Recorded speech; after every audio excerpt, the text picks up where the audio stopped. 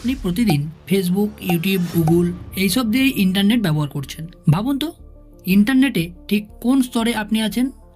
সহজ কথায় আমরা কেবলমাত্র সামনের আলোর অংশটুকুই দেখতে পাই, কিন্তু এই আলোয় যা দেখা যায় না তার পেছনে লুকিয়ে আছে অন্ধকার এক জগৎ। সেটাকে বলা হয় ডার্ক ওয়েব। আজ আমরা সেই রহস্যময় জগৎ সম্পর্কে জানব। তো চলুন ভিডিওটি শুরু করা যাক। ইন্টারনেট মানে শুধু সোশ্যাল মিডিয়া বা গুগল সার্চ নয়। ইন্টারনেট মূলত তিনটি স্তরে বিভক্ত। প্রথম স্তর হলো সারফেস ওয়েব, যেটা আমরা প্রতিদিন ব্যবহার করে থাকি। দ্বিতীয় স্তর হলো ডিপ ওয়েব, যেখানে রয়েছে ব্যক্তিগত এবং সংবেদনশীল তথ্য। এবং সবশেষে তৃতীয় স্তর হলো ডার্ক ওয়েব, যা দেখতে এক অদ্ভুত রহস্যময় অন্ধকার জগতের মতো। ডার্ক ওয়েব হলো এমন একটি স্থান যা সাধারণ সার্চ ইঞ্জিনে পাওয়া যায় না। এখানে প্রবেশ করতে দরকার হয় বিশেষ ব্রাউজার, যেমন টর ব্রাউজার। কিন্তু এত গোপনীয়তা কেন?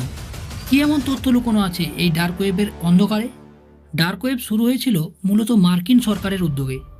তখন এটি ছিল গোপন সুরক্ষিত নেটওয়ার্ক, যেখানে তারা তাদের সংবেদনশীল তথ্য আদান প্রদান করত। পরবর্তীতে এটি সাধারণের হাতে পৌঁছে যায় এবং সেই সাথে অপরাধীর চক্করেও। ভাবুন তো, এক সময় যা ছিল সুরক্ষিত যোগাযোগের মাধ্যম, এখন তা অপরাধের আড়ালে ঢেকে আছে। এই পরিবর্তন কি আসলেই সভ্যতার উন্নতি নাকি পতন? ডার্ক ওয়েবে সাধারণ মানুষের অনেক ধরনের উদ্দেশ্য থাকে।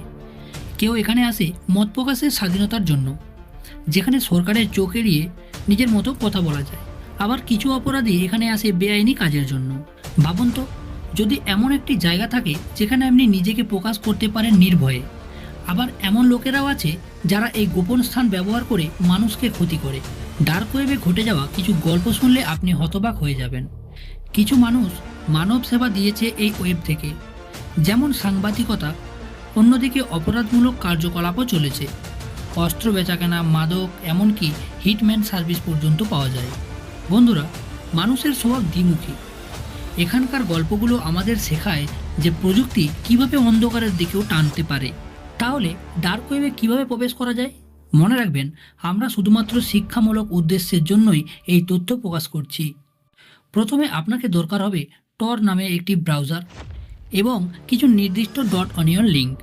তবে সাবধান, এখানে প্রবেশ করা খুবই ঝুঁকিপূর্ণ। ডার্ক ওয়েবে প্রবেশ করা সহজ হলেও এর ঝুঁকিগুলো অনেক বড়।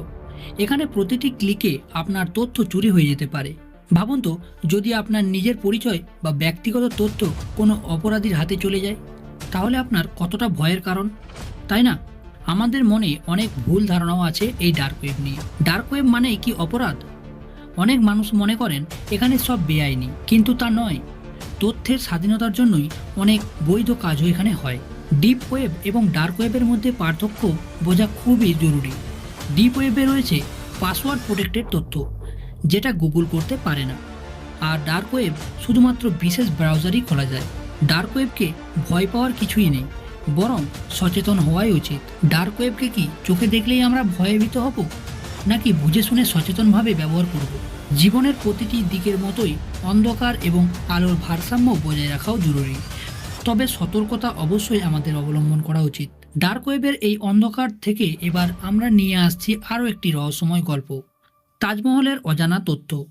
ভারতবর্ষের এই স্থাপত্যটি কি শুধুমাত্র ভালোবাসার প্রতীক, নাকি তার পেছনে লুকিয়ে রয়েছে অনেক কাহিনী? জানতে হলে অবশ্যই দেখুন আমাদের পরবর্তী ভিডিও, নিচে লিঙ্ক দেওয়া রয়েছে। আজ আমরা ডার্ক ওয়েবের গোপন দুনিয়ার গল্প জানলাম। এটি কিভাবে সমাজে ব্যবহার হচ্ছে এবং কিভাবে এর মাধ্যমে অপরাধ চালানো হচ্ছে তা বুঝলাম। আশা করি আজকের ভিডিওটি আপনাদের নতুন কিছু শিখিয়েছে।